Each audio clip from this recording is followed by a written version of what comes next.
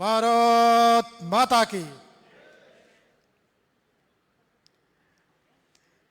उनके दाएं ओर संत निरंजन नाथ जी अवधूत उपस्थित है। हम जानते हैं संघ के प्रचारक थे, किसान संघ से सह महामंत्री के नाते काफ़ी दिन काम भी किए और अभी संत के रूप से भी बहुत अच्छा सफलता उनको मिले हैं। सौभाग्य की बात है वो हमारे बीच में हैं। मैं अपने राष्ट्रीय अध्यक्ष जी को विनती करता हूं वो संत निरंजन नाथ जी का स्वागत करें।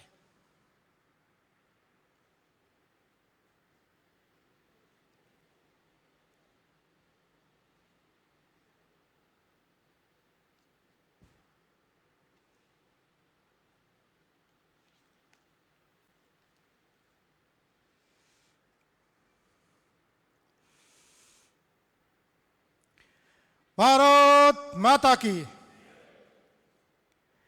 अपने बीच में प्रदेश से अध्यक्ष मणिलाल जी उपस्थित हैं। मैं उनको निवेदन करता हूं अपने राष्ट्रीय अध्यक्ष मान्यवर IN बसवेगौड़ा जी जो ऐसे कर्नाटक चिकमगलूर से है उनका स्वागत अभिवादन करें।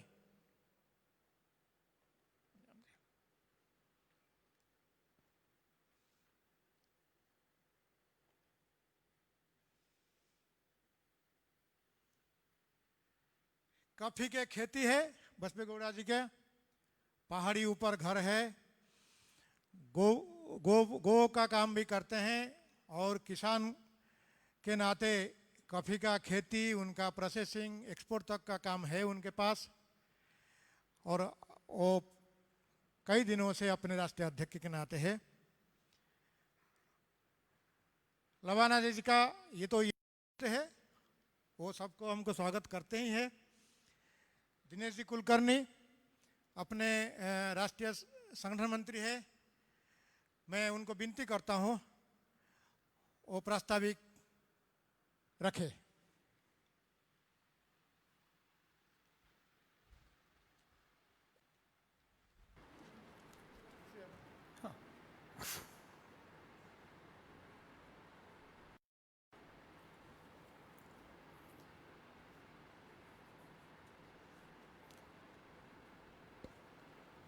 श्री दत्तोपंत ठेंगड़ी जी जन्म शताब्दी वर्ष के भारतीय किसान संघ की ओर से इस समापन कार्यक्रम में उपस्थित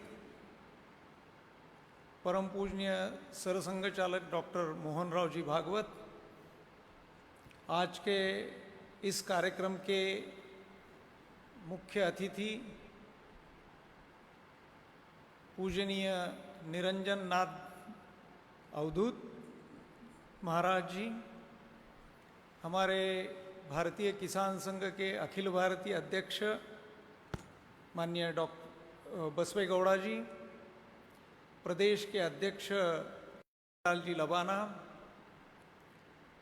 राष्ट्रीय स्वयंसेवक संघ के अखिल भारतीय बौद्धिक प्रमुख माननीय स्वांत रंजन जी, संघ के अन्य सभी वरिष्ठ अधिकारीगण और किसान संघ के अखिल भारतीय कार्यकारिणी के तथा प्रांत संगठन मंत्री, उपस्थित बहनों एवं बंधुओं, आज का दिन हमारे लिए एक बड़ा ही महत्वपूर्ण दिन है।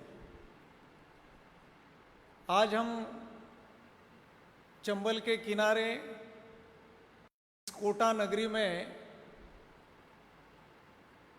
हमने गए साल भर जो जन्म शताब्दी वर्ष मनाया, उसका किसान संघ की ओर से समापन का कार्यक्रम यहाँ कर रहे हैं। कोटा का हमारे भारतीय किसान संघ के इतिहास में बहुत बड़ा महत्व है, हम सब लोग अच्छे प्रकार से जानते हैं।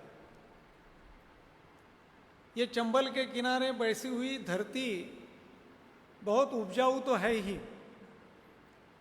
इस हाड़ौती के क्षेत्र में यहाँ के किसानों ने अपनी मेहनत से अनेक प्रकार के फसलों का उत्पादन करते हुए इस धरती को सुजलाम सुफलाम बनाते हुए अपना कार्य किया हुआ है। ऐसे इस कोटा नगरी के धरती पर भारतीय किसान संघ की स्थापना 4 मार्च 1979 को हुई थी और इसके साथ में हम सब लोगों को भी याद है, इसमें से बहुत सारे कार्यकर्ता भी रहे होंगे, 4 मार्च 2004 को भारतीय किसान संघ ने अपना रजत जयंती वर्ष श्रद्धेय दत्तोपंत ठेंगड़ी जी के उपस्थिति में इसी नगरी में भी मनाया था। और उस समय कहते समय दत्तोपंत ठेंगड़ी जी ने ये कहा था कि बहुत कम संस्थाओं के जीवन में इस प्रकार का अवसर आता है कि उनका रजत जयंती वर्ष उसी स्थान पर फिर से मनाया जाए।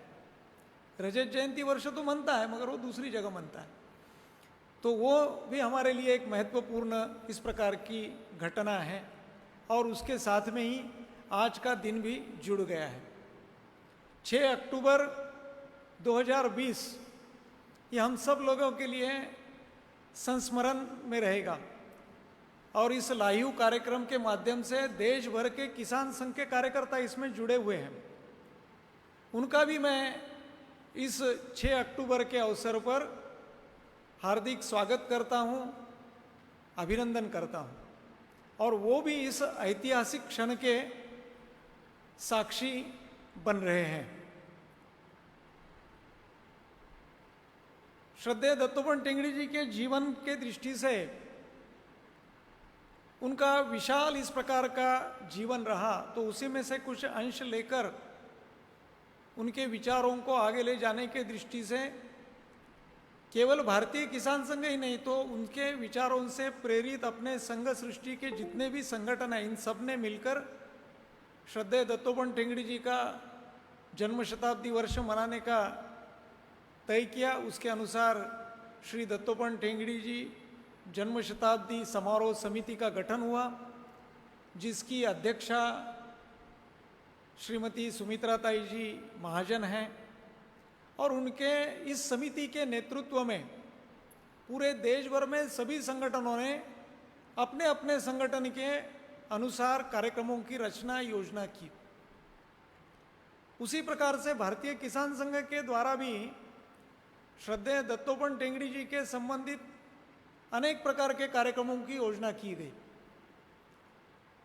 इसमें उनके जीवन पर एक चित्र प्रदर्शनी बनाना, उनके जीवन पर एक वृत्त चित्र तैयार करना, यह भी हम लोगों ने भारतीय किसान संघ के माध्यम से इस वर्ष के शुरू में ही यानी 10 नवंबर 2019 को जिस दिन से वर्ष प्रारंभ हुआ, उस समय भी हम सब लोगों का सौभाग्य रहा कि उस जन्मशती वर्ष के उद्घाटन समारोह में पूजनीय सरसंघ चालक जी का पाथे हम सब लोगों को मिला था। उसी कार्यक्रम में प्रदर्शनी और वृत्त चित्र का भी लोकार्पण किया गया था और यहाँ से जो फिर आगे चलकर कार्यक्रमों का सिलसिला शुरू हुआ, तो भारतीय किसान संघ के माध्यम से देश भर के सभी प्रांतों में जन्मशती उद्घाटन समारोह के कार्यक्रम हुए। राजस्थान प्रांत में तो विभाग स्तर तक के कार्यक्रम की योजना की गई थी।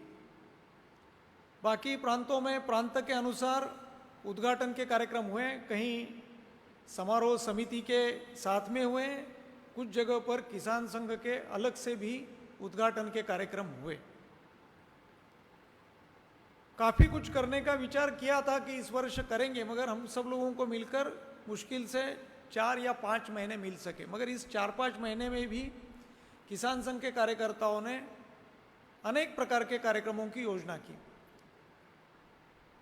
उसमें से मुख्य रूप से जो कार्यक्रम रहे, ठेंगड़ी जी ने जो तीसरा पर्याय दिया था, और हम देखते हैं कि कृषि के दृष्टि से आज की जो स्थिति है उसमें से निकलने के लिए हमको कोई एक नए प्रकार की पहल करने की आवश्यकता है। इस बात को सोचकर भारतीय किसान संघ की ओर से एक अंतर्राष्ट्रीय संगोष्ठी की योजना की गई थी। वो 18-19 फरवरी को दिल्ली में भारतीय कृषि अनुसंधान परिषद के साथ में मिलकर की गई, जिसके मुख्य वक्ता के रूप में, उद्घाटन के रूप में अपने देश के वरिष्ठ वैज्ञानिक डॉक्टर विजय भटकर जी रहे और उस कार्यक्रम का समापन माननीय सहसर कार्यवाह सुरेश जी सोनी जी द्वारा हुआ था। 18-19 की ये जो गोष्ठी हुई उसमें देश भर के लगभग 450 से भी ज़्यादा वैज्ञानिक सम्मिलित हुए थे और इनमें ज़्यादातर युवा वैज्ञानिकों को बुलाने का काम किया था। इसमें कृषि विश्वविद्यालय के भी वैज्ञानिक थे, कृषि विज्ञान का केंद्र में काम करने वाले वैज्ञानिक थे, कुछ वरिष्ठ वैज्ञानिक भी थे, कृषि अनुसंधान परिषद के महानिदेशक डॉक्टर महापात्रा जी जैसे भी वैज्ञानिक उसमें बड़े उत्साह के साथ में सम्मिलित हुए थे। और इसका हमको ये देखने को मिलता है कि इस बार आईसीआर के द्वारा एक जो पत्र जारी हुआ है वो भारतीय परंपरागत कृषि पद्धति जो किसानों के पास में है उसके ऊपर सभी संस्थाएं आईसीआर की कृषि विश्वविद्यालय ध्यान दे, उनकी जानकारी एकत्रित करे, उसके ऊपर प्रयोग करे, इस परिपत्रक आईसीआर के द्वारा जारी हो गया है। तो ये हमारे कार्यक्रम की हम उपलब्धि कह सकते हैं। इस प्रकार से आईसीआर का यह 18-19 फरवरी का जो कार्यक्रम रहा एक हमारे दृष्टि से महत्वपूर्ण कदम था। इसके अलावा किसान संघ के माध्यम से जो कार्यक्रम हुए उसमें उत्तर प्रदेश के जौनपुर विश्वविद्यालय में वहाँ के विधि संकाय को श्रद्धेय दत्तोपंत ठेंगड़ी जी का नाम देने का कार्यक्रम भी किसान संघ की ओर से संपन्न हुआ, जिसमें माननीय स्वांत रंजन जी का भी हम सब लोगों को पाथेय मिला था। इस दौरान हिमाचल प्रदेश में, गुजरात में, महाराष्ट्र में महिलाओं के अनेक कार्यक्रम हुए, जिसमें हिमाचल प्रदेश में ही अकेले में 27 खंडों में इस प्रकार के कार्यक्रम हुए हैं, जिसमें 4,500 से भी ज़्यादा महिला किसान एकत्रित आई थी, जिसमें व्यसन मुक्ति, मोहल्ला जागृति, किसान संघ, ठेंगड़ी जी के बारे में अच्छे प्रकार से विचार रखे गए। एक 3-3, 4-4 घंटे के सम्मेलन का कार्यक्रम ठेंगड़ी जी जन्म शताब्दी के निमित्त हुआ। इस बार जो किसान संघ में महिलाओं के बीच में काम करने की जो बात है वो भी उसमें से हमारी आगे बढ़ी है। हरियाणा में भी इसी प्रकार के महिलाओं के विषयों को लेकर अनेक कार्यक्रम हुए। अभी हाल में ही 2 अक्टूबर को हम जो जैविक खेती का, गौ आधारित जैविक कृषि का काम लेकर चल रहे हैं उसके संबंधित एक बड़ा कार्यक्रम इस संबंध में करने की बात चल रही थी, जिसमें माननीय सर कार्यवाह जी का भी मार्गदर्शन हम सब लोगों को प्राप्त होने वाला था, किंतु कोविड के दौरान नहीं हो सका। फिर भी अभी 2 तारीख को एक आभासी ऐसे गौ आधारित जैविक खेती करने वाले किसानों का संगम का कार्यक्रम हुआ, जिसमें आईसीआर के महानिदेशक डॉक्टर महापात्रा जी रहे और उन्होंने बहुत ही अच्छे प्रकार से हम जो प्रयास कर रहे हैं उस प्रयास का समर्थन किया। उन्होंने उसकी आवश्यकता भी बताई कि गौ आधारित जैविक खेती करने से ही हम खेती को सही दिशा में लेकर जा सकते हैं और अभी हमारे लिए ये समय है, अवसर है, इस प्रकार से करना चाहिए। और उन्होंने एक तरह से इस प्रकार की जो खेती करने वाले किसान हैं उनकी पीठ थपथपाई, वो हम सब लोगों के लिए बड़ा एक प्रेरणादायी इस प्रकार का आपका मार्गदर्शन उसमें मिला था। इसके अलावा हमने इस कोविड के दौरान पहले ही तय किया था वैसे वास्तव में कि बलराम जयंती के निमित्त ठेंगड़ी जी जन्म शताब्दी के अवसर पर हम घरों तक पहुंचने का प्रयास करेंगे। और इस दौरान हम सब लोगों को एक अवसर भी मिल गया कि जिसके माध्यम से हम ठेंगड़ी जी को विचारों को लेकर कार्यकर्ताओं के घर तक पहुँचे, कार्यकर्ताओं को सक्रिय कर सकें और इसका बहुत अच्छे प्रकार से उपयोग हमारे कार्यकर्ताओं ने इस कोविड के दौरान किया। 24 अगस्त को जो भगवान बलराम जयंती हम किसान दिवस के रूप में मनाते हैं, उस दिन ठेंगड़ी जी जन्म शताब्दी के अवसर पर ग्राम समिति में भगवान बलराम जी की जयंती का कार्यक्रम करना और अपने कार्यक्रम में अपने घर पर किसान संघ का झंडा लगाना, यह कार्यक्रम दिया था। तो इसमें अभी तक की जो जानकारी प्राप्त हुई थी उसके अनुसार लगभग 8,000 से भी अधिक गांव में भारतीय किसान संघ के कार्यकर्ताओं ने इस प्रकार से कार्यक्रम मनाया और 20,000 से भी ज़्यादा ऐसे कार्यकर्ताओं के घर पर इस प्रकार के झंडे लगाने का कार्यक्रम संपन्न हुआ है। इस प्रकार का यह कार्यक्रम चल रहा है। यह ठेंगड़ी जी के जन्म शताब्दी के निमित्त हमने कुछ विशेष प्रकार के कार्यक्रम करने की कोशिश की, मगर हम सब लोगों को मिलकर ठेंगड़ी जी के विचारों को ले जाने के लिए, किसान संघ के संगठन को लेकर जाने के लिए हम सब लोगों को ठेंगड़ी जी के जीवन को समाज तक पहुंचाने का काम निरंतर करते रहना पड़ेगा। वो हम सब लोग करते रहेंगे। ठेंगड़ी जी के जन्म शताब्दी वर्ष हमारे लिए एक निमित्त था, मगर इस विचार को आगे ले जाने का कार्य हम सदैव करते रहेंगे। इन्हीं शब्दों के साथ में मैं अपने वाणी को विराम देता हूँ। भारत माता की जय।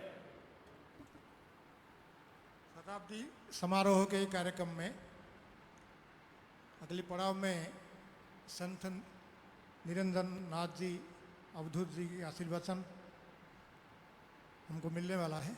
मैं विनती करता हूँ वो अपना संक्षिप्त आशीर्वचन दे।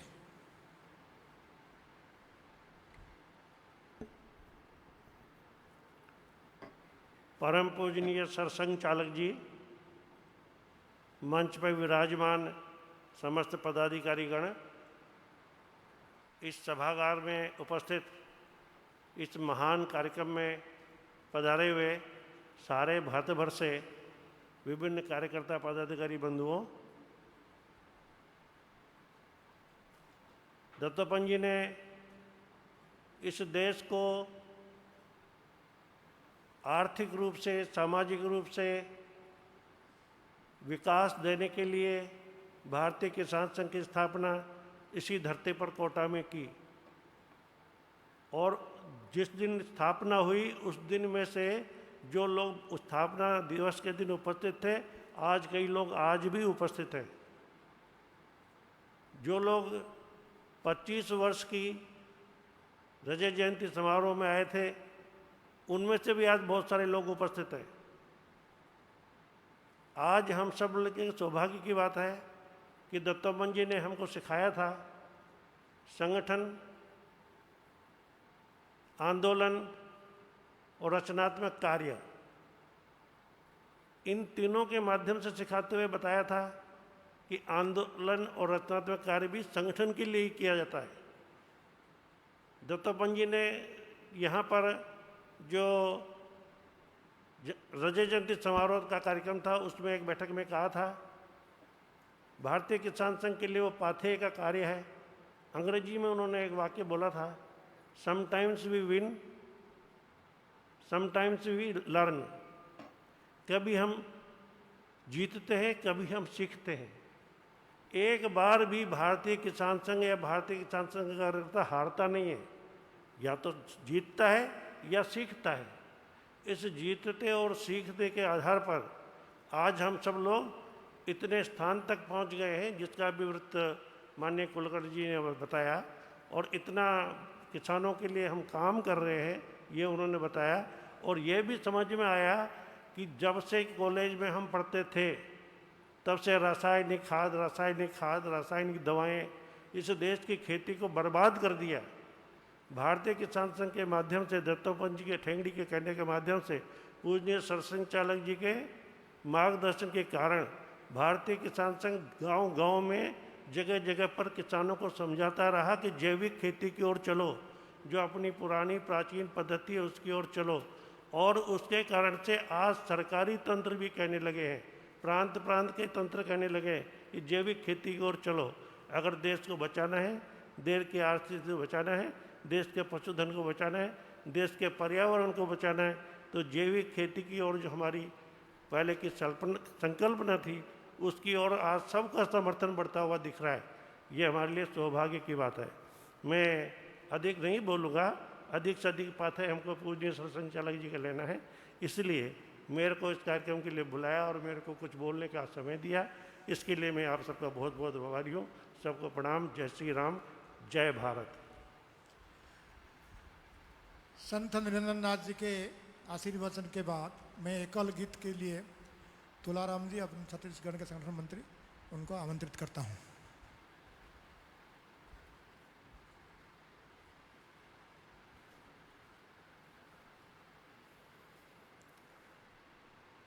कृषि जगत में कर्म पथ पर एक तू आधार है, एक तू आधार है।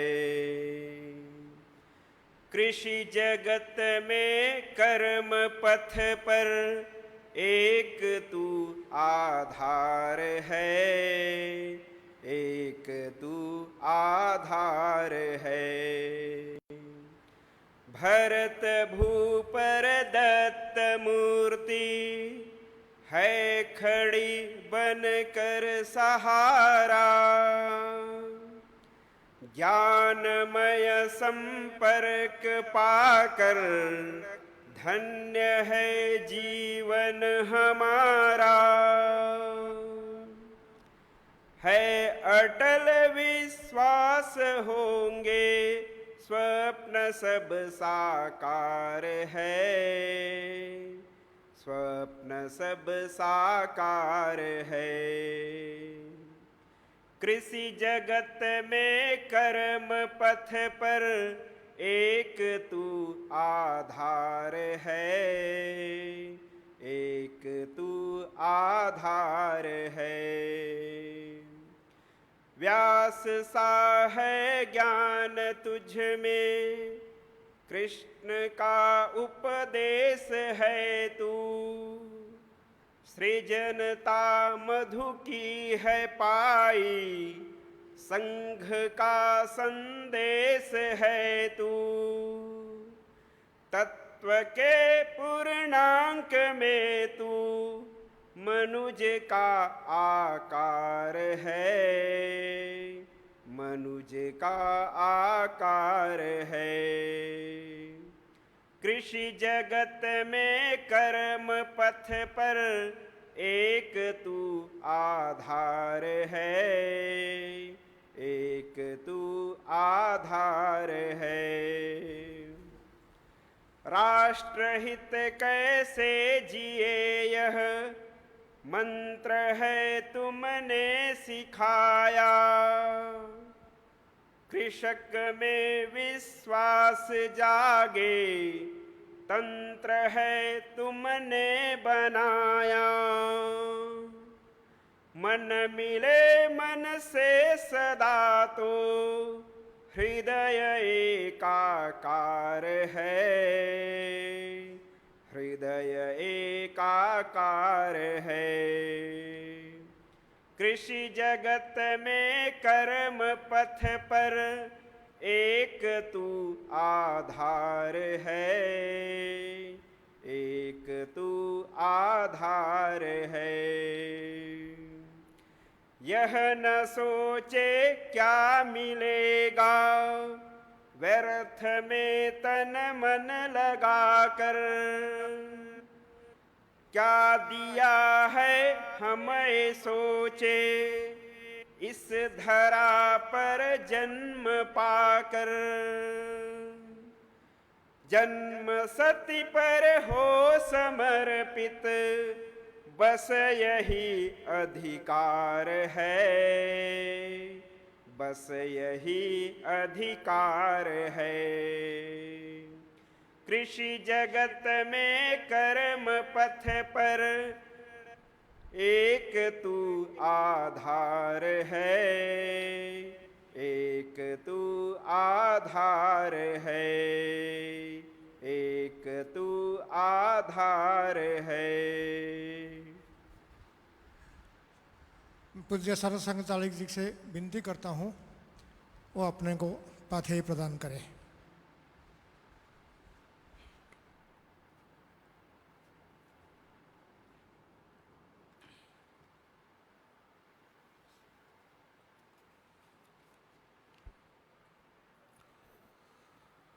श्रद्धेय निरंजनानंद जी अवधूत जी महाराज, किसान संघ के सभी माननीय पदाधिकारी गण एवं कार्यकर्ता बंधु भगिनी,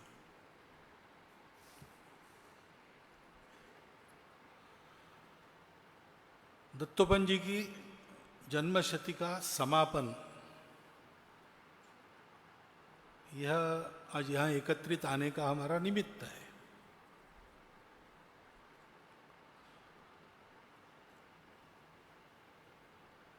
ऐसी जन्मशतियां जब होती है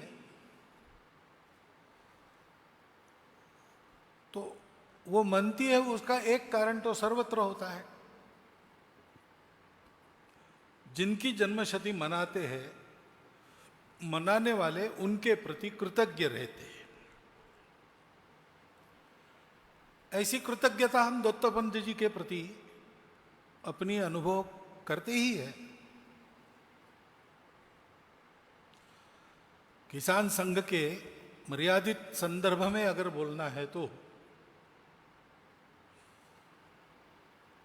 किसान संघ को वैचारिक अधिष्ठान, सुपरिभाषित वैचारिक अधिष्ठान दत्तोपंत जी के कारण मिला। काम तो पहले से चल रहा था, हम जानते हैं। 4 मार्च को यहां औपचारिक स्थापना होने के बहुत पहले से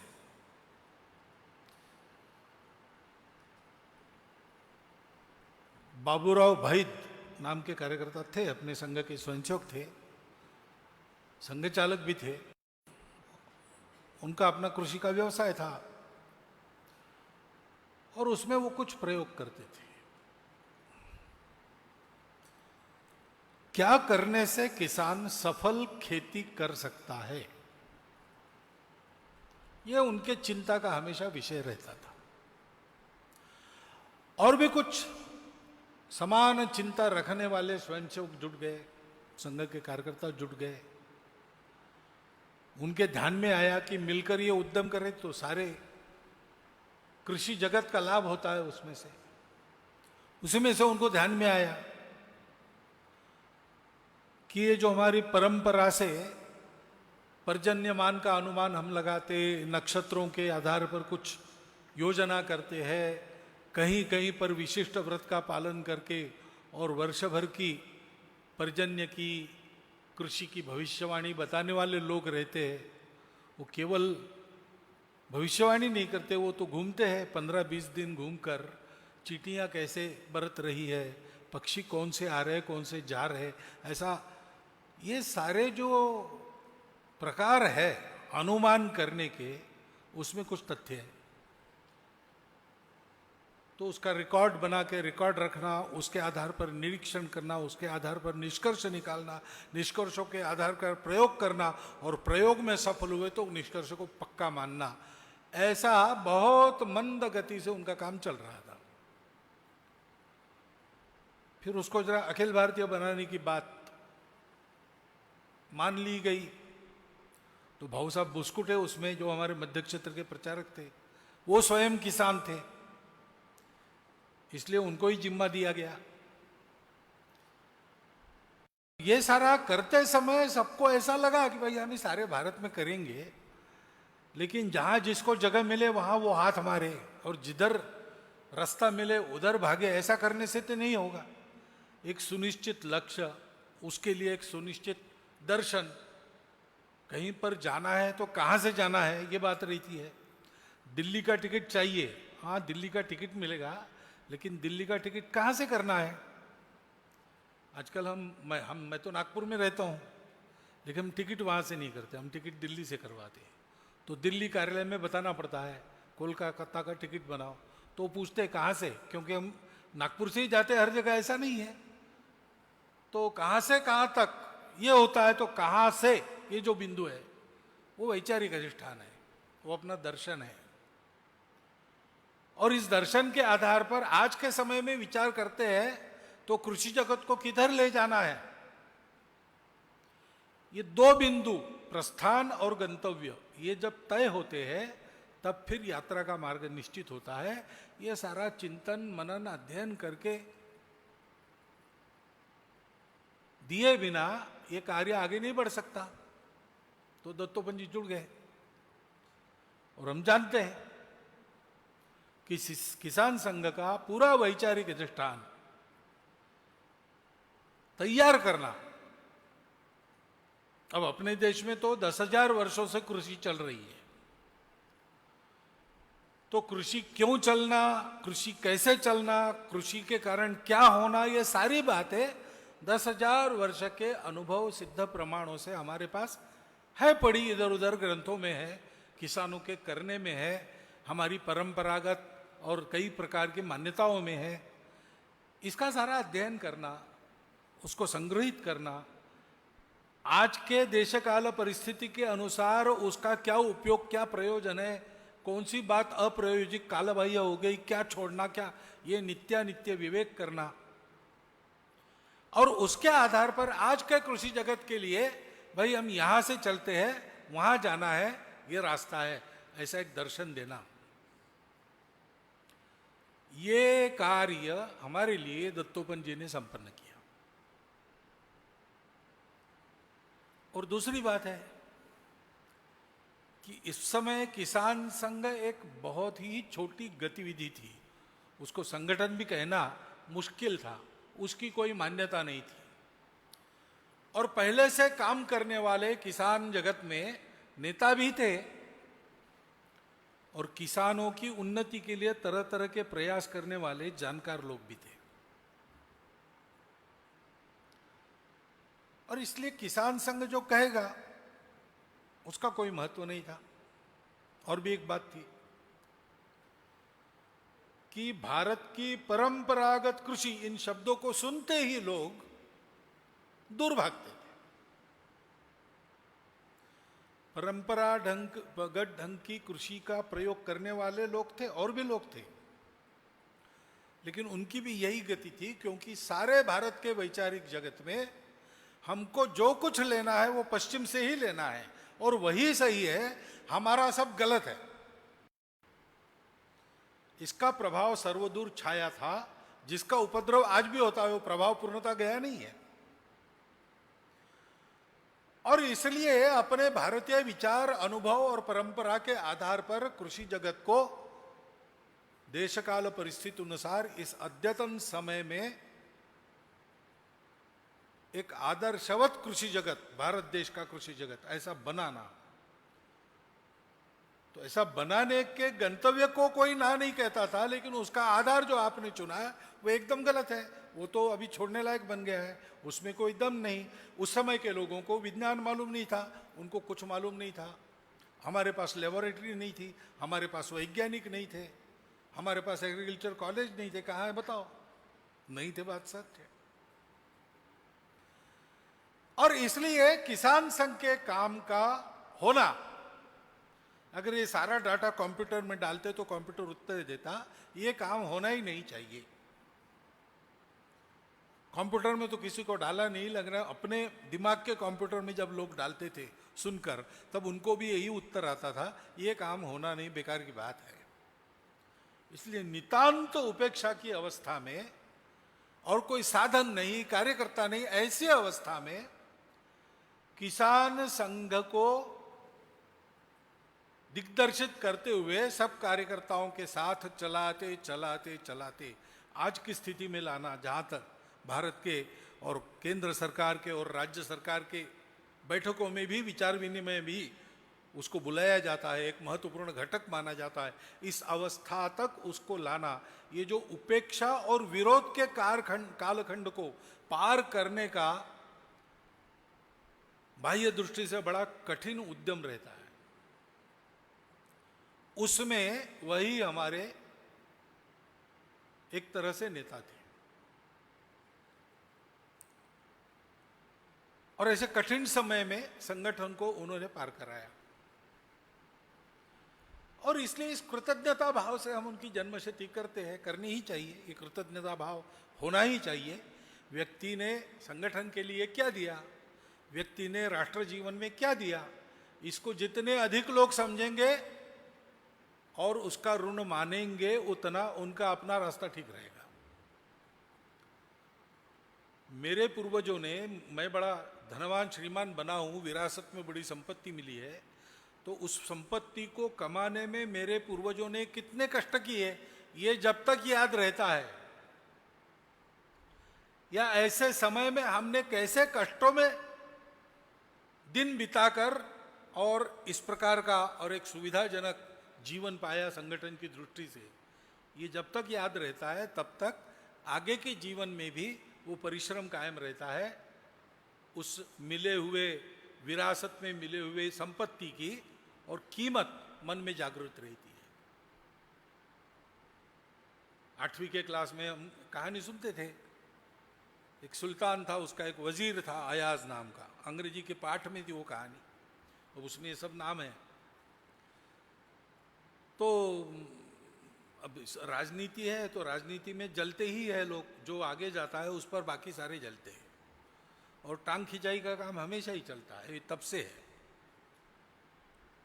तो वो सुल्तान का वो बड़ा प्यारा वजीर था अयाज नाम का, बुद्धिमान भी था, कर्तृत्व संपन्न भी था, सब काम अच्छे भी करता था, इसलिए राजा का प्रिय भी था, सत्ता संपत्ति सब कुछ उसके पास था, राजा का विश्वास भी प्राप्त था, दरबार में लोग जलते थे। तो उन्होंने जरा उसकी मीन में खोजना प्रारंभ किया, तो उनके ध्यान में आया कि ये रोज रात को 12 बजे अपने घर से बाहर निकलकर शहर के परकोटे में चोर दरवाजे से बाहर चला जाता है जंगल में, और 1-2 घंटे के बाद वापस आता है, क्या करता है पता नहीं। तो जाकर उन्होंने सुल्तान को कहा कि आपका बड़ा विश्वास है, लेकिन ये कुछ षड्यंत्र कर रहा है, रोज रात को जंगल में जाता है, रात को चोर दरवाजे से जाता है, भेष बदल के जाता है। अब पहले तो सुल्तान ने विश्वास नहीं किया, लेकिन बहुत कान पर आने लगा, तो एक दिन वो भी भेष बदलकर छुप के बैठ गया और देखा कि 12 बजे अपना वजीर निकला घर के बाहर, तो उसका पीछा किया, चोर दरवाजे से वो परकोटे के बाहर निकल गया और जंगल में एक सुनसान जगह एक खंडहर नुमा मकान था बड़ा सा,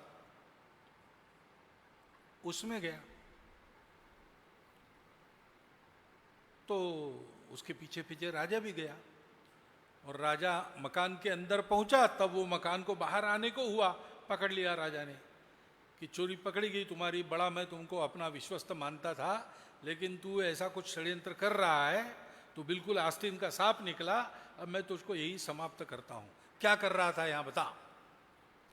तो उसने कहा महाराज बाकी तो आपने देख ही लिया है, मैं घर से कैसे निकला, यहां तक कैसे आया, अब केवल अंदर के कमरे में जाकर मैं आया, तब तक आप यहां पहुंच गए, तो अंदर के कमरे में आप भी चलो मेरे साथ, देख लो मैं क्या करता हूं।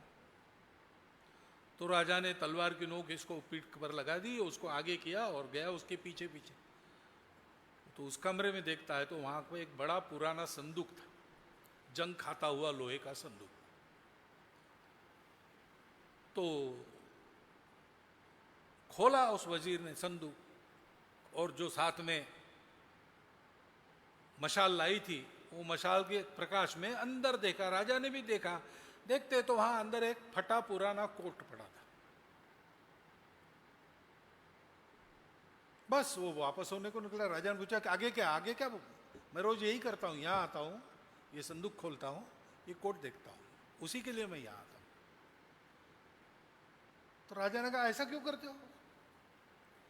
तो उसने कहा महाराज आज मैं आपका वजीर हूं, आपका विश्वास पात्र हूं, मुझे बड़ा प्रभाव भी प्राप्त है, सत्ता भी प्राप्त है, संपत्ति भी प्राप्त है, इतने सारे लोगों पर मैं अधिकार चलाता हूं, सारा वैभव मेरे पास है और आपकी कृपा है, लेकिन ये मेरे पिताजी ने जो किया उसका फल है। वो बड़े गरीब थे, उन्होंने खूब परिश्रम किए, बचपन में ही माँ चली गई, उन्होंने एक साथ माता और पिता तक का काम करके मुझे पाला, उन्होंने अपने लिए कुछ नहीं रखा, हमारे रहने के लिए इस जंगल में ये घर बनाया छोटा सा, कमरे में ही एक उनका पूर्वजों का दिया हुआ एक संदूक था लोहे का, उसमें वो उनका फटा कोट रखा है, स्वयं फटे कपड़े पहने उन्होंने, मुझे बड़ा किया, और उनके इस परिश्रम के कारण मैं वजीर बन गया, आज शहर में मेरा महल है। इस अवस्था में मेरा दिमाग भटक न जाए, इसलिए रोज रात को उठकर मैं आता हूं, पिताजी का ये खंडहर नुमा घर, ये लोहे का संदूक जंग खाता हुआ और वो फटा कोट, ये वस्तुएं देखता हूं तो मुझे याद रहता है कि यहां आने के लिए वैसा रहना पड़ा है। वो स्थिति और ये स्थिति आने जाने वाली बात है, उसमें जो मैं हूं वो वैसा रहता हूं तो मैं इसको भी पार करूंगा। अब आज हमारे दिन बदल गए, हम एक बड़ा संगठन बन गए। पूरे साल भर किसानों के हित के कुछ न कुछ प्रश्नों को लेकर जो कार्यरत रहता है, संघर्ष करना है तो संघर्ष करता है, कुछ संशोधन खोज करनी है तो वो करता है, प्रयोग करने तो वो करता है, विचार विनिमय चिंतन जो करना पड़ता है किसान क्षेत्र के हित के लिए, वो करने वाला हमारा संगठन सर्वमान्य संगठन बन रहा है। और ऐसे हमारे संगठन को अब अनुकूलता भी प्राप्त हो गई है, क्योंकि जो हमारा विचार है, विज्ञान ने ही ऐसी करवट ले ली है कि अब हमने जिन तत्वों का उद्घोष हमारी स्थापना के समय से हम करते आए विरोधों के बावजूद, उनको मान्यता देने के बजाय दूसरा पर्याय कोई रहा नहीं है अब दुनिया के पास। कृषि क्षेत्र में और जो कॉलेज में से पढ़ा है, ऐसा कोई व्यक्ति आपकी सराहना करे ऐसे दिन नहीं थे। आज वो हमारे महापात्र साहब, वो भी आपके कार्यक्रम में आकर जैविक खेती का गुणगान करते हैं। जैविक खाद के बारे में 50 साल पहले विदर्भ के नायडप काका बड़ी अच्छी स्कीम लेके केंद्र सरकार के पास गए। ये स्कीम अपने भारत की है, भारत के दिमाग से उपजी है, इसलिए उसको केवल मात्र इसके लिए उसको कचरे में डाला गया। आज ऐसा नहीं है। और पिछले 6 महीने से जो मार पड़ रही कोरोना की, उसके कारण भी सारी दुनिया विचार करने लगी है और पर्यावरण का मित्र बनकर मनुष्य और सृष्टि का एक साथ विकास साधने वाले भारतीय विचार के मूल तत्वों के ओर लौट रही है, आशा से देख रही है। हमारे ऐसे अनुकूलता के दिन आए हैं, हमको उनको भी पार करना है।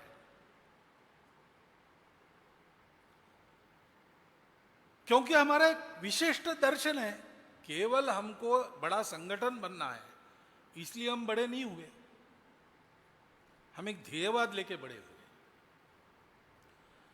जैसे दत्तोपंत जी ने ये जो सब कुछ किया, कितने क्षेत्रों में दत्तोपंत जी ने किया, कला के क्षेत्र में, किसानों में, मजदूरों में, छात्र संगठनों में, जीवन के कई अंगों में अपने परंपरागत विचार के आधुनिक भाष्यकारों के वे सफल प्रवक्ता और प्रयोगकर्ता बने। देश के विद्वानों में, देश के मजदूर किसान क्षेत्र के विभिन्न संगठनों के नेतृत्व गणों में उनका नाम लेते हैं तो लोग आदर से नमस्कार करते हैं।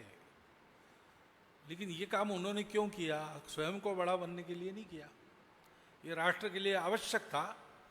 और राष्ट्र के लिए जो प्रयास चल रहा था, जिसके वो घटक थे, उसकी योजना थी कि इसमें उन्होंने दिमाग लगाना है, इसलिए उन्होंने लगाया।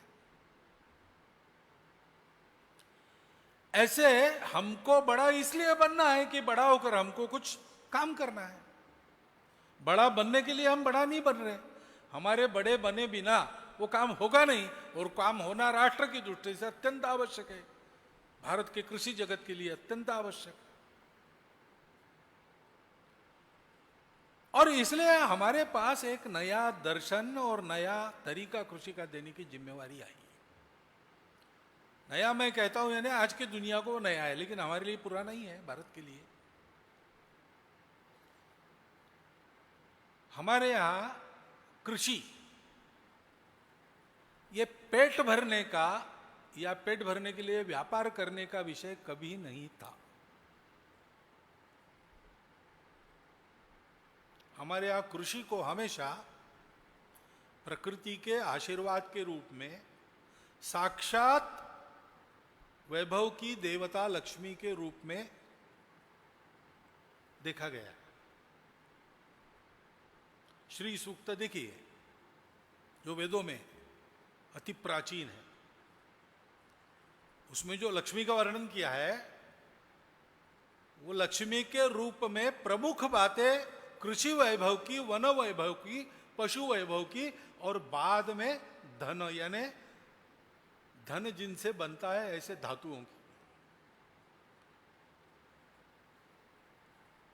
ऐसी आई है।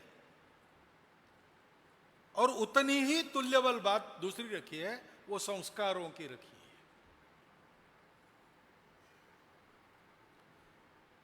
पुत्र पौत्रम धनम धान्यम हस्ति अश्वादि गवे रथम प्रजानाम भवसी माता आयुष्मंतम करो तुम्हें। ये पूरा का पूरा बायोलॉजी, बायोडाइवर्सिटी, इससे संबंधित मंत्र है। ये पूरे लक्ष्मी का वर्णन है।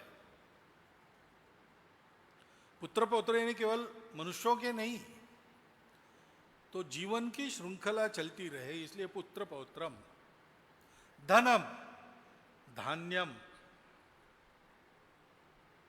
हस्ति अश्वादि गौ गवे रथम, थोड़ी सी टेक्नोलॉजी, सिंपल टेक्नोलॉजी, रथम, प्रजानाम भवसी माता, जो प्राण लेकर चलने वाले जन्मे हुए जीव है उसमें वनस्पति प्राणी दोनों आते हैं। आयुष्मंतम को रोक तुम्हें, इसकी सहायता से मैं मेरे आयुष्य का वर्धन करूंगा, यानी पूरी आयु जीऊंगा, सुखपूर्वक जीऊंगा, सार्थक जीऊंगा।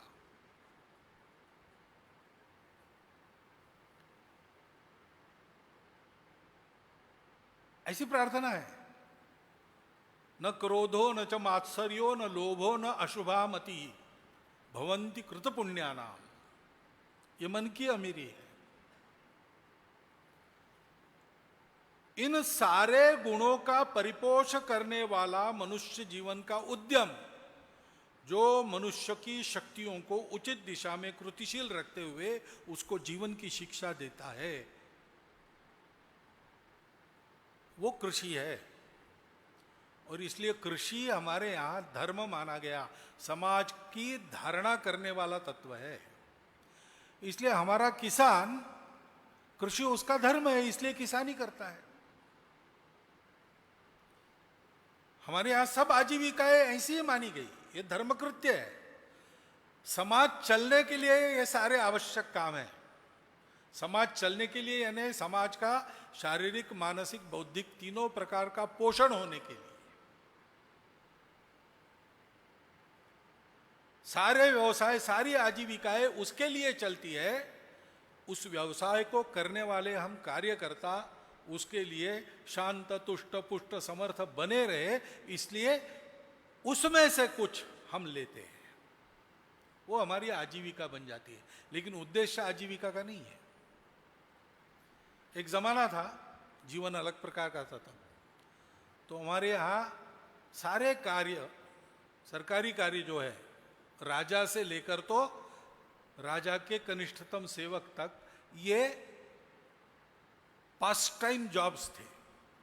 सब लोग अपनी जिंदगी कृषि करके चलाते थे। राजा की भी खेती होती थी, राजा भी हल चलाता था। रघु राजा के पास 1,00,000 सुवर्ण मुद्राओं की मांग लेकर जब याचक के नाते कौत्स वरतंत्रु ऋषि का शिष्य पहुंचा, तो रघु राजा, उसकी जैसी प्रथा थी, वर्ष भर में एक बार सारा दान कर देता, प्रजा को सारा दे चुका था अपना वैभव, और दूसरा दिन था, उसके पास कुछ नहीं था, तो खाता सत्तू मिट्टी के बर्तन में लेकर खा रहा था। वो सत्तू कहां से आया था? तो रघु राजा ने अपने खेत में पकाए हुए जौ का वो सत्तू बनाया था और अपने खेत की मिट्टी का बर्तन लेके उसमें वो खा रहा था। ऐसा वर्णन है। अब विश्व में मूल में एग्रीकल्चर, इस विषय के बारे में धारणा क्या है? तो उसमें अनिवार्य रूप से एग्रीकल्चर में एक जुड़ जाता है पहलू, एग्रीकल्चरल इकोनॉमिक्स।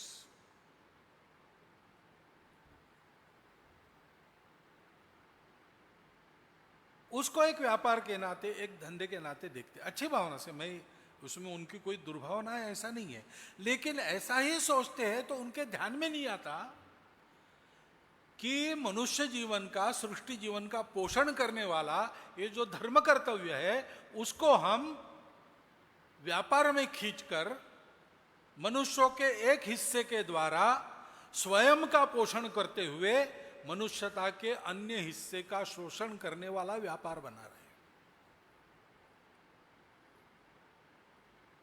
और इसलिए कृषि क्षेत्र में इस वैचारिक आमूलाग्र क्रांति को लाने से लेकर तो आज के समय के अनुरूप, विश्व की आवश्यकता के अनुरूप इस धर्म का आचरण इस भावना से कैसे सफलतापूर्वक किया जाता है, क्योंकि धर्म वह है जो सर्वत्र सुख और आनंद देता है, जिससे दुख मिलता है वो धर्म नहीं है। तो सर्वत्र सुखमय और श्रेय और प्रेयस दोनों की प्राप्ति करा देता है, अभ्युदय और निश्रेयस दोनों की प्राप्ति करा देता है। ऐसा ये धर्म, उसका आज आचरण कैसे करना, उसका मानक हमको भारत में प्रस्थापित करना है। और ऐसा भारत का किसान करे, हम करे, यानी हम जिस अखाड़े से आते हैं उसकी प्रतिज्ञा है विजयत्री चन संवता कार्य शक्ति विधायास्य धर्म से संरक्षण परम वैभवम नहीं तुम्हें तत्सुराट। यहां बैठा हुआ प्रत्येक कार्यकर्ता ये न सोचे कि ये मैं करूंगा, इसमें मैं भी करूंगा, लेकिन ये कौन करेगा? भारत के किसान करेंगे, उनकी संगठित कार्य शक्ति करेगी, उनका विचार ऐसे बनेगा, उनका परिश्रम ऐसे रहेगा, उनका संस्कार ऐसे रहेगा, और इस मार्ग में आने वाली बाधाओं को भी हटाने का काम वो करेंगे। विचारों से सबको संस्कारित करेंगे, प्रेरणा देकर सबको सक्रिय बनाएंगे और मार्ग की सारी बाधाएं हटाकर ऐसी कृषि जो संपूर्ण सृष्टि के जीवन का पोषण करती है, अन्न धान्य से लेकर धन धान्य की समृद्धता से लेकर तो संस्कारों की समृद्धता तक सारी बातें जिस कृषि से निकलती है, उस कृषि को आधुनिकतम रूप देकर उसको प्रचलित करने का काम हम करेंगे। अब ये सुनते हैं तो भी, मैं बोल रहा हूं तो मेरे मन में भी, और आप सुन रहे हो तो शायद आपके मन में भी ये लगता होगा कि बहुत ऊंची बात है भैया, इतनी बड़ी बात हम कहां करेंगे। लेकिन आप कल्पना कीजिए कि जब किसान संघ प्रारंभ करना ऐसे उस समय के कार्यकर्ताओं ने सोचा होगा और लोगों के सामने कल्पना रखी होगी, तो उस समय किसान संघ के आज के रूप को देख पाना भी असंभव ही लगा होगा। लगा था ये मैं प्रत्यक्ष जानता हूं, क्योंकि मैंने वो कल्पनाएं सुनी है और मैंने उस पर की प्रतिक्रियाएं सुनी है। हो नहीं सकता, जैसे हिंदू समाज का संगठन नहीं हो सकता वैसे उस तरीके से कृषि हो नहीं सकती, इस प्रकार किसान संगठित हो नहीं सकता, इसके पीछे कोई खड़ा नहीं रहेगा। लेकिन वहां से यहां तक दत्तोपंत जी उसको लेके आए, दत्तोपंत जी के साथ उनके दिग्दर्शन में कार्यकर्ताओं को उन्हें परिश्रम किया, लेके आए।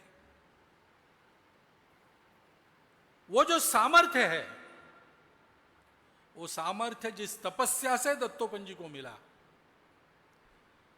वो जो गुणवत्ता है जिसके कारण असाध्य को साध्य किया गया, प्रतिकूल को अनुकूल बनाकर चलाया गया, वो गुणवत्ता वो हमको चाहिए। उसके लिए स्मरण करना है दत्तोपंत जी को, उसके लिए उनकी शताब्दी मनाना है। पहली बात है कितना बड़ा व्यासंग दत्तोपंत जी ने किया, कितना बड़ा अध्ययन उन्होंने किया। ये कोई उनको जन्म से नहीं मिला था, जैसे कहते हैं पूजनीय गुरु जी की प्रतिभा जन्म से थी। हाँ, बुद्धि कम ज्यादा कुशाग्र जन्म से होती है, तो उनकी बुद्धि कुशाग्र थी, परंतु इसके लिए तो परिश्रम ही करना पड़ता है।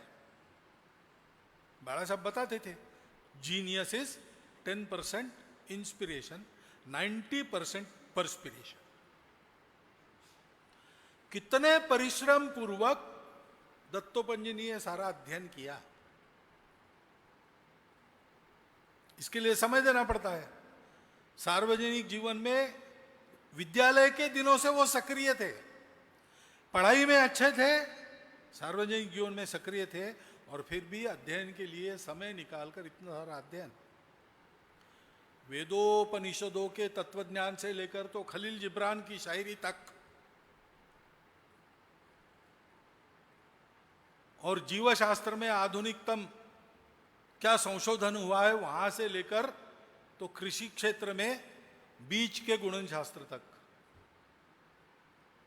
सारा अध्ययन करना, दुनिया भर के प्रवाहों को समझना, भूतकाल के प्रवाह, आज के प्रवाह, भविष्य का वेद लेना, ये सारा अध्ययन चिंतन स्वस्थ मन से करना, शांत मन से करना, और ये सारा करते हुए हमेशा हंसता रहना, चिड़चिड़ा नहीं होना, और इतना सारा विद्या भार प्राप्त करना अपने परिश्रम से, तो वो तो जानते ही थे कि मेरे पास इतना कुछ है, फिर भी विनम्र रहना। जैसे फल से जितना लगता है वृक्ष, वो और नीचे झुकते चले जाता है, ऐसे छोटे से बड़ों तक बहुत सहजता से मिलना जुलना, हंसना खेलना,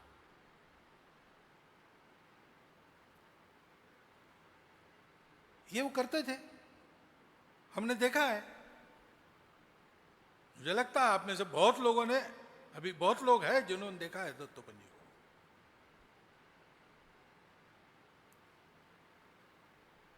सारी व्यस्तता में समय निकालकर कार्यकर्ताओं से मिलते थे, घर जाकर मिलते थे।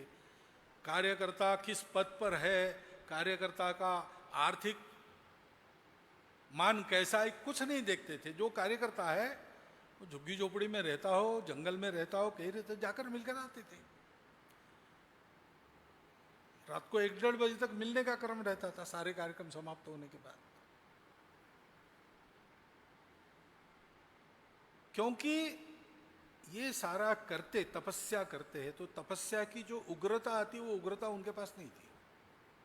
तपस्वी होना तुलनात्मक दृष्टि से आसान है,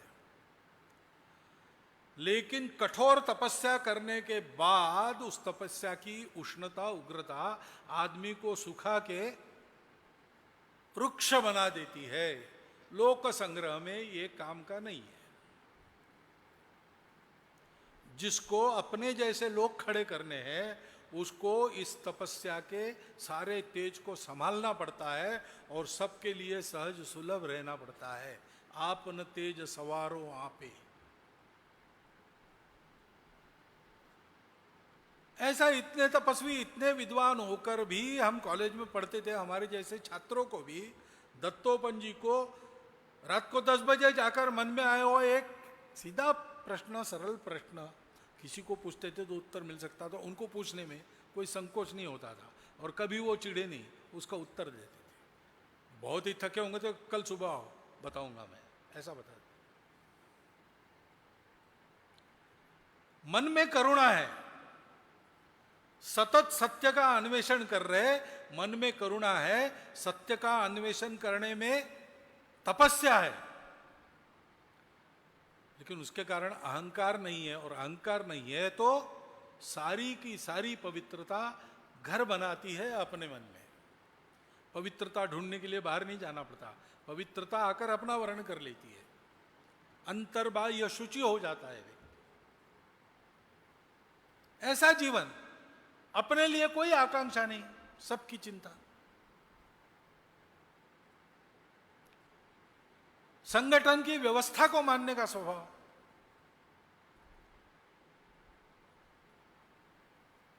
विश्व प्रसिद्ध व्यक्तित्व हुआ तो भी विश्व की प्रसिद्धि जहां जितनी आवश्यक है वहां उतनी, झेलने के भाव से कि आके पड़ा है, इसको झेलना पड़ेगा, नहीं तो ये उपद्रव करेगा, इसलिए झेल रहे हैं। उसको कभी अपने शरीर को लगने नहीं दिया उन्होंने। उनके जय जयकार भी हुए, उनको फूलमालाएं भी पहननी पड़ी, लेकिन वो हमेशा, जैसे युधिष्ठिर का रथ जमीन से 4 उंगल ऊपर चलता था, वैसे ये सारी बातें उनकी शरीर से 4 उंगल दूरी रहती थी। एक बार युधिष्ठिर का रथ तो भूमि पर लग गया, लेकिन दत्तोपंत जी को इनका स्पर्श मरते दम तक नहीं हुआ। भावना क्या थी उस समय उनकी? एक ग्रंथ पूरा किया था उन्होंने, और उसका हस्तलिखित कार्यकर्ता के हाथ में दिया, बताया कि मुझे बताया हुआ संघ ने आखिरी काम आज मैंने पूरा किया, ये उनका वाक्य है। और अगले दिन वो चले गए।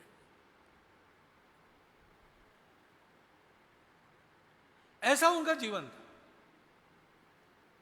उनकी वो तपस्या हमको भी करनी पड़ेगी। आने वाले युग में परंपरा तो हमारे पास है, उसका भी अध्ययन करना पड़ेगा, क्योंकि बहुत सी बातें स्मरण से चली गई है समाज के, हमारे भी खोजना पड़ेगा। और समय बदलता है, समय बदलता है तो कई बातें बदलती है, बदलनी चाहिए। और कई बातों को बदलने के चक्कर में जो नहीं बदलना चाहिए वो नहीं बदलना चाहिए। शाश्वत क्या है, तात्कालिक क्या है, नित्य क्या है, अनित्य क्या है, उसको करते समय पद्धति में कर्तव्य क्या है, अकर्तव्य क्या है। काम होने के लिए सब कुछ जायज है, ऐसा नहीं। काम करेंगे लेकिन ऐसा करेंगे, ये भी तय है। समय बदलता है, रूप कैसे बदलना। टेक्नोलॉजी आती है तो कई बातें बदल जाती है, कुछ तो बदलनी ही पड़ती है, कुछ निर्धार पूर्वक नहीं बदलेंगे ऐसा आड़ना पड़ता है।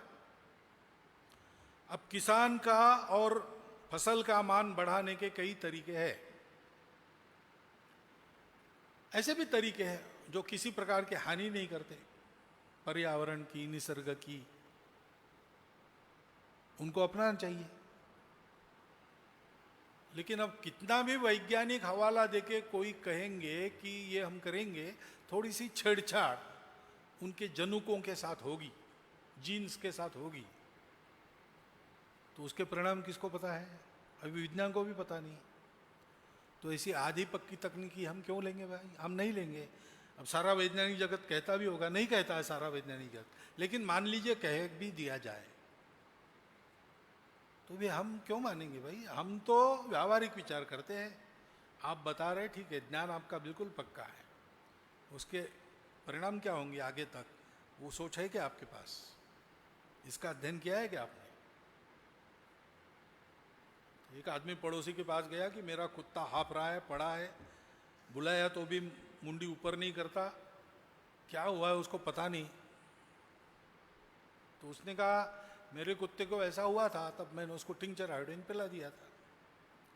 बोला ठीक है, मैं भी करके देखता हूँ। उसने टिंचर आयोडीन पिलाया कुत्ते को, तो मर गया वो बेचारा। और क्या होगा?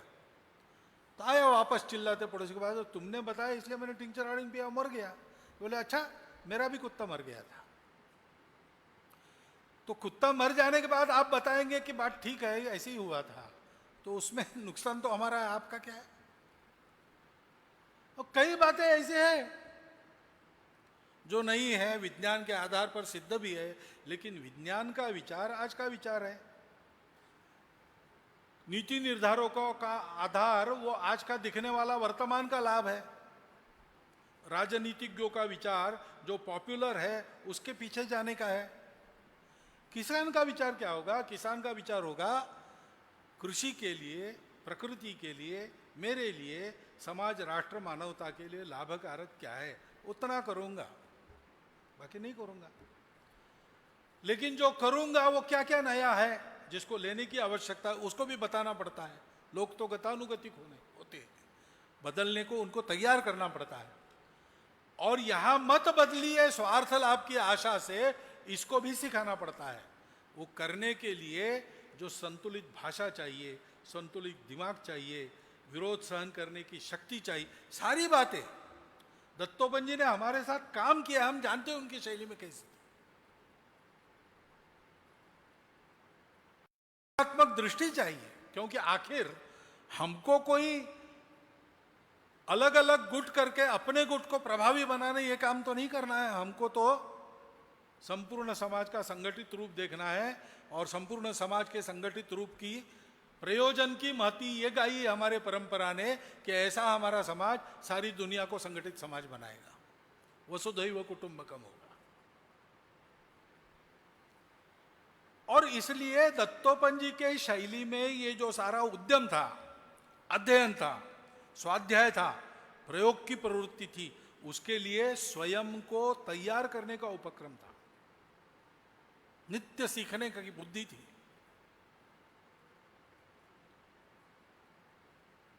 वो उसका अनुकरण हमको करना है, उसका अध्ययन करके उसका सार लेना है और सतत अभ्यास से उसको अपने आचरण में लाना है। इस प्रक्रिया को अपने यहाँ स्वाध्याय कर दे। दत्तोपंत जी के विचारों का, दत्तोपंत जी के जीवन का, व्यक्तित्व का, कर्तृत्व का स्वाध्याय हमको करना है और उनके जैसा बनना है। क्योंकि ये जो बहुत बड़ा काम हमको करना है, वो स्थूल बुद्धि से विचार करें तो असंभव ही है। आकाश पुष्प के जैसी बात है जो कभी हुई नहीं, होती नहीं। परंतु इस असंभव शब्द पर दत्तोपंत जी का और दत्तोपंत जी जैसों का विश्वास नहीं था। अरे भाई, काय को दुनिया के फिक्र में पड़ते हो, अपने अपनी देखो, इस बात पर भी उनका विश्वास नहीं था। वो तो कहते थे हम लोग पागलों की टोली है। बहुत सारे व्यवहार चतुर लोग हमको मिलते हैं और बताते ये झंझट मत करो, थोड़ा सा लाभ होता है इससे, उतना लाभ ले लो, चुप बैठो। तो ये चतुरता हमारी नहीं, हमें वो परंपरा ही है देश में पागलों की। राज्य मिल रहा था, पिताजी ने वचन दिया था, उसका पालन करने के लिए छोड़ लिया, पागल। आराम से राजमहल में रह सकते थे, धर्म स्थापना के लिए कितनी लड़ाइयां की, भटकते रहे बार बार।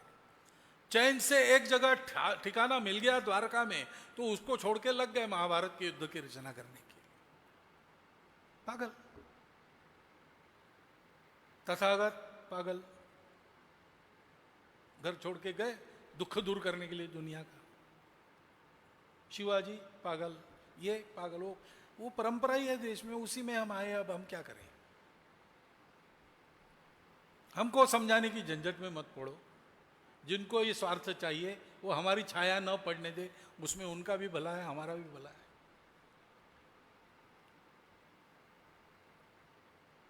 केवल जो मन में तड़प है अपनों के लिए, अपनों का दुख दर्द दूर करने के लिए खटने की, उसके आधार पर वो चले। वो निस्पृहता, निस्वार्थ बुद्धि और करुणा संवेदना मन में लेकर हमको वैसा परिश्रम करना है। ये अगर पक्का है तो कुछ भी हो सकता है। उसका भी उदाहरण उनके बौद्धिक वर्गों में आता था। क्रिया सिद्धि सत्वे भवति महताम नोपकरणे। काम बहुत बड़ा है और उस मान से हमारी क्षमता, हमारा साधन हमको कम दिखाई देता है, लेकिन कार्य की सिद्धि स्वत्व के भरोसे होती है। उस स्वत्व की साधना उनके जीवन के प्रकाश में हमको करनी है। उस स्वत्व के क्या क्या घटक है, कौन सी साधना करनी पड़ती है, कार्यकर्ता नाम की जो पुस्तक है उसमें विस्तृत रूप से उन्हीं के शब्दों में आया है। उसका भी स्वाध्याय होना चाहिए। दत्तोपंत जी के जन्म शताब्दी का हम समापन कर रहे हैं। यानी दत्तोपंत जी के जीवन, व्यक्तित्व, कर्तृत्व आदि आदि को लेकर, विचारों को लेकर सारे समाज में जाने का वर्ष भर का काम, उसको हमने अब पूर्ण विराम दिया। परंतु दत्तोपंत जी के विचार, दत्तोपंत जी का आचार, दत्तोपंत जी का कर्तृत्व, ये सारा अपने में जितना हो सके उतना उतारना, अधिकतम उतारना, इसके लिए परिश्रम करने का काम अब शुरू हो गया, शुरू होना पड़ेगा। और वो अगर हम शुरू कर देंगे और अपने नीचे के सब कार्यकर्ताओं से भी करवाएंगे तो निश्चित बात है कि विश्व के जीवन का अन्न से और संस्कारों से पोषण करने वाली कृषि सारे दुनिया के कृषि जगत में प्रभावी बनाकर हम खड़ी कर सकेंगे।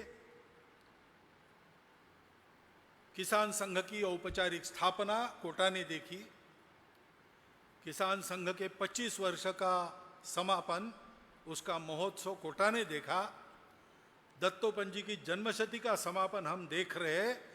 अपने इस पवित्र कार्य के पूर्णता की सफल साधना भी, सफल सांगता भी कम से कम समय में देखने के लिए उस साधना के बाद हम सब लोग कोटा में ही एकत्रित आवे, ऐसी शुभकामना मैं आपको देता हूं और मेरी शब्द समाप्त करता हूं।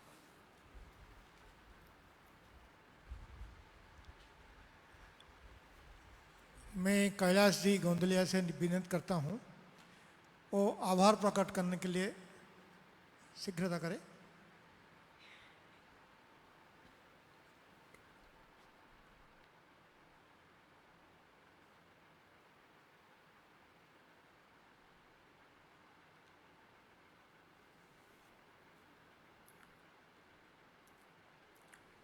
श्रद्धेय दंतोपंत जी ठेंगड़ी जी के जन्म शताब्दी वर्ष पर आयोजित इस श्रेष्ठ कार्यक्रम में मंच पर विराजमान परम पूजनीय सरसंघ चालक आदरणीय डॉक्टर मोहन राव जी भागवत, पूज्य बाबा निरंजन नाथ जी,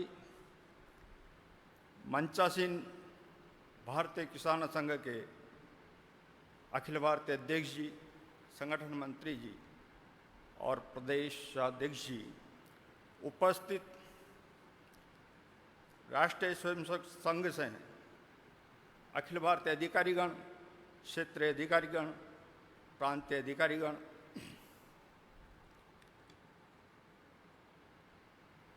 भारतीय किसान संघ से अखिल भारतीय कार्यकारिणी के कार्यकर्ता, विभिन्न प्रांतों से हैं, प्रांत संगठन मंत्री, मातृशक्ति और राजस्थान प्रांत से हैं और प्रदेश से पधारे सभी कार्यकर्ता बंधु,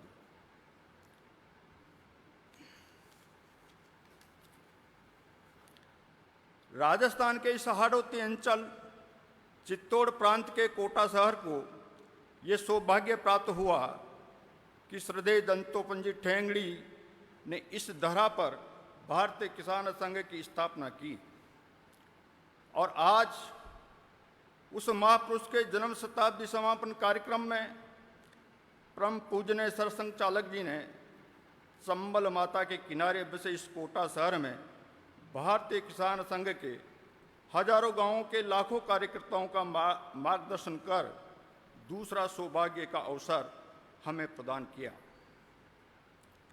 मैं प्रदेश के सभी कार्यकर्ताओं की ओर से आपका हृदय से आभार व्यक्त करता हूं।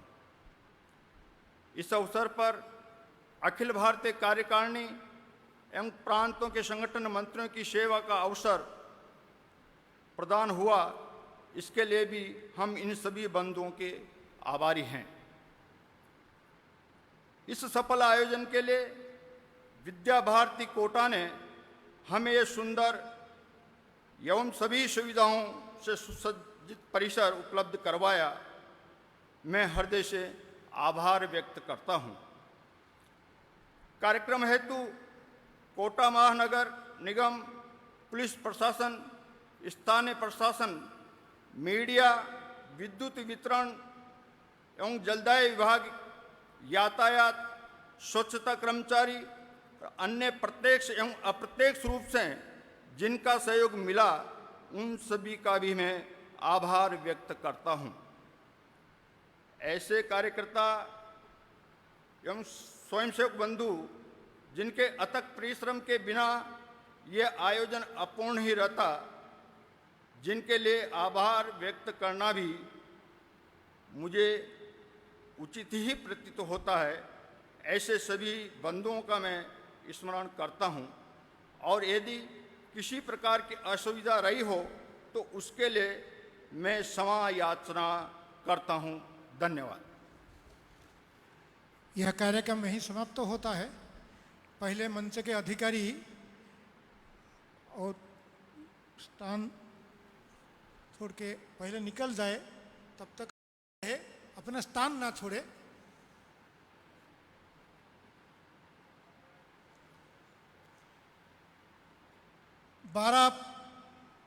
साढ़े 12 बजे भोजन है, 2:30 बजे चाय मिलेगा। 3 बजे फिर सत्र के लिए यहाँ सब लोग जो अपेक्षित उपस्थित रहेंगे, थोड़ा जो बताया था सावधानी बरते, दूरियां रखे, मास्क पहने, हाथ को सैनिटाइजर या हाथ धोते रहे, इसको थोड़ा सावधानी रखेंगे। इसी विनती के साथ धैर्य के साथ आराम से निकलने समय भी दूरियां बरतना। पूजनीय सरस्वती जी और संत जी निकल रहे हैं, थोड़ी इंतज़ार कीजिए और अपना स्थान अभी हम छोड़ सकते हैं, थोड़ा ध्यान रखते हुए जाना। धन्यवाद।